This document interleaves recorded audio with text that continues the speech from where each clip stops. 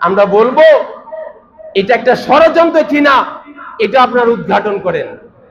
এই ঘটনা বর্তমান সরকারকে বেকায়দায় ফেলানোর জন্য ষড়যন্ত্র কিনা আপনারা যারা দায়িত্বশীল দায়িত্বে আছেন এটা ভালোভাবে বাইর করেন।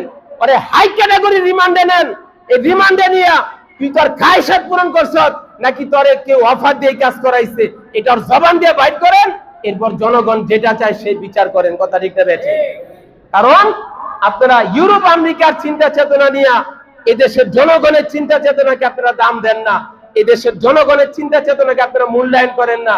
এদেশের জনগণের মুভমেন্ট, এদেশের জনগণের বাস্তব চিন্তা চেতনা বোঝার চেষ্টা করেন, অন্যথায় জনগণ আপনাদেরকে রেহাই দিবে না। কথা ঠিক না বেঠিক? এই কথার সাথে মানে একমত না দ্বিমত? আমরা চাই আপনারা ক্ষমতায় আছেন, যারা ক্ষমতায় থাকেন, কিন্তু এই দেশের জনগণ কিন্তু এই ঘটনায় ব্যথিত। প্রত্যেকটা লোকের চোখ দিয়া পানি পড়তেছে। এই দেশের জনগণ এই ঘটনা মানতে পারতেছে না। সুতরাং এটার বিচার ত্বরান্বিত করেন, তড়িঘড়ি করেন, তাড়াতাড়ি করেন।